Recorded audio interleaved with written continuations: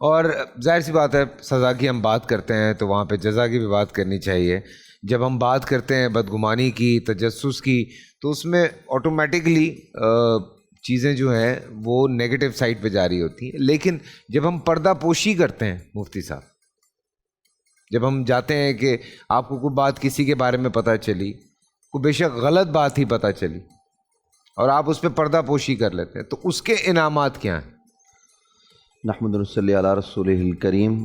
اما بعد, ایک دو باتیں میں عرض کرتا ہوں پھر آپ کے سوال کی طرف آتا ہوں. ایک تو گزارش یہ ہے کہ قرآن مجید فرقان حمید نے ہمیں یہ تعلیم دی ہے, وَلَا تَقْفُ مَا لَيْسَ لَكَ بِهِ عِلْمٌ. ایسی بات کے پیچھے ہمیں پڑھنا ہی نہیں چاہیے جس کا ہمیں علم نہیں ہے. یہاں علماء کرام جو کلام فرما رہے ہیں وہ یہی ہے کہ ہم بدگمانی سے بچیں, بلکہ گمانوں سے بھی ہمیں بچنا چاہیے. کسی کے متعلق گمان نہیں کرنا چاہیے. یہاں تو یہ ہوتا ہے کہ ہم اگر ٹی وی پر بیٹھ کر کسی کے آنکھوں میں خوف خدا سے آنسو آ جاتے ہیں تو بعض لوگ کہتے ہیں کہ یہ ایکٹنگ کر رہے ہیں. اب یہ ہوتا ہے کہ بھئی یہ فیصل قریشی صاحب تو ایکٹنگ کر رہے ہوتے ہیں. مجھ سے پوچھا لوگوں نے, تو ہم یہ کہتے ہیں کہ دیکھو آپ کیسے یہ گمان کر سکتے ہیں, گناہ کم ہو رہے ہیں. ہاں نہیں وہ تو ہے, لیکن میں آپ کو عرض کر رہا ہوں کہ یہی بدگمانی ہے نا, کہ جب آپ کس کو علم ہی نہیں ہے کہ وہاں ہوا کیا ہے, معاملہ کیا ہے, کہ کہیں اللہ کی رحمتوں کا ذکر ہوا تو آدمی کے بے ساختہ آنسو نکل گئے.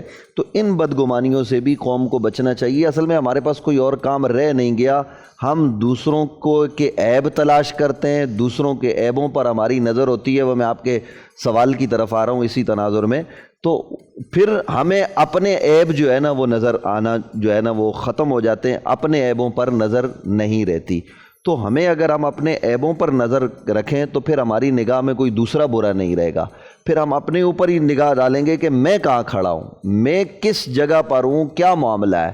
یہاں تو حال یہ ہے کہ اگر کوئی آدمی جو ہے نا وہ کسی جگہ پہ جا کے کوئی صدقہ اور خیرات دینے جاتا ہے, ابھی جیسے مفتی صاحب کہہ رہے تھے, تو کسی کے گھر کا دروازہ کھٹکھٹایا تو صدقہ اور خیرات دیا, یا ملازم کو بھیج دیا, ڈرائیور کو بھیج دیا کہ فلاں بستی میں بیوہ رہتی ہے, کیونکہ ان کے خیال کرنے کا درس ہمیں نبی علیہ السلام نے دیا ہے, تو وہ فوراً ڈرائیور صاحب جو ساری زندگی ساتھ رہا ہے وہ یہ گمان کرے گا کہ جناب لگتا ہے کہ انہوں نے یہاں مجھے بھیجا ہے کہ یہ رمضان المبارک میں عید سے پہلے کچھ صدقہ خیرات دے کے آ جاؤ, کوئی چکر چل رہا ہے. حالانکہ اس کا کوئی علم نہیں ہے. یہ معاملہ یہ معاشرے میں ہوتا ہے, یہ معاشرے کی وہ چیز ہے جسے بیان کرتے ہوئے شاید ہمیں ہچکچاہٹ محسوس ہو, لیکن مسئلہ بنیادی طور پر ہے, یہ حقیقت ہے. بول انٹرٹینمنٹ کے شوز دیکھنے کے لیے ہمارے چینل کو سبسکرائب کریں اور بیل آئیکن پر کلک کرنا نہ بھولیں.